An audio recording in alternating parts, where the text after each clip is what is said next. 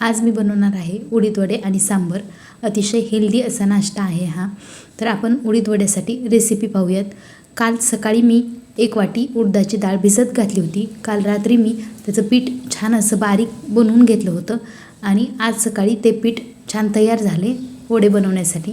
ते पीठ छान फेटून घेतले. फेटून घेतल्यानंतर त्यामध्ये मी टाकलेत कढीपत्त्याचे काप आणि थोडंसं हलवून घेतले.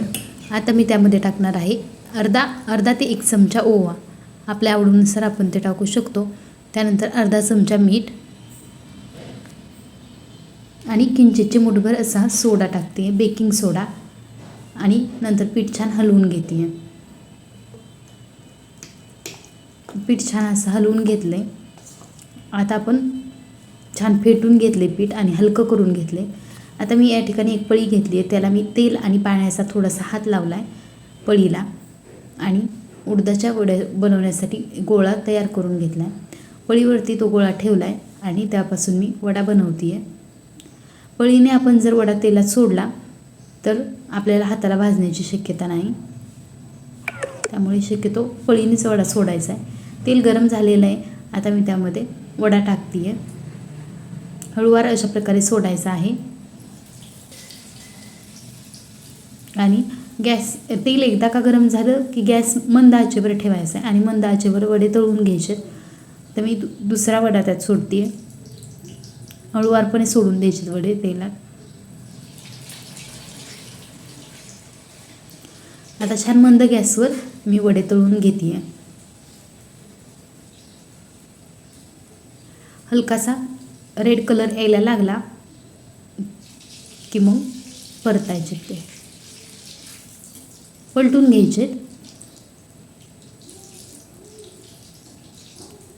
छान असे तळते वडे.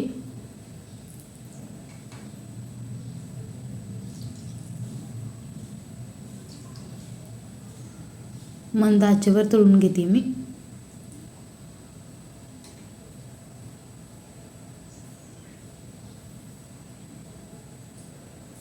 आणि आता वडे छान तळून तयार आहेत. आता मी ते प्लेटमध्ये काढून घेते.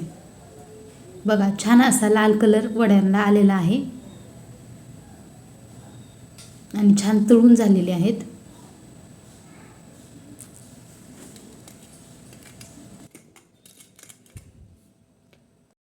आता सांबार करण्यासाठी डाळ शिजवून घेतलेली आहे. त्यामध्ये कांदा, टोमॅटो, भोपळा आणि शेवग्याची शेंग टाकून शिजवून घेतलेली आहे. आता त्यासाठी अद्रक लसूण पेस्ट घेतलेली आहे 1 चमचा, कढीपत्ता आणि कोथिंबीर सांबारसाठी मी घेतलेली आहे. चला तर मग आता सांबार बनवूयात आपण. मी गॅसवरती कढई ठेवलेली आहे आणि त्यामध्ये छोट्या पळीने, जी कॅटलीतली पळी असते त्या पळीने 2 पळ्या तेल मी टाकलेलं आहे. तेल छान गरम झालं की मी त्यामध्ये टाकणार आहे कढीपत्ता. कढीपत्ता तडतडला की लगेच जिरे अर्धा चमचा आणि मोहरी अर्धा चमचा टाकली आहे. ती छान तडतडून दिली आहे. त्यानंतर मी त्यामध्ये टाकते 1 चमचा अद्रक लसूणची पेस्ट आणि हलवून घेते. अद्रक लसूणची पेस्ट छान अशी लालसर होऊ द्यायची. मंद गॅसवर, कमी गॅसवर ही प्रोसेस करायची आपल्याला. छान अशी लालसर होईपर्यंत त्याची वाट बघायची आपण. आणि छान लाल झाली की आपण त्यामध्ये मसाले टाकणार आहोत. त्यामध्ये मी टाकते 2 चमचे सांबर मसाला छोट्या चमच्याने.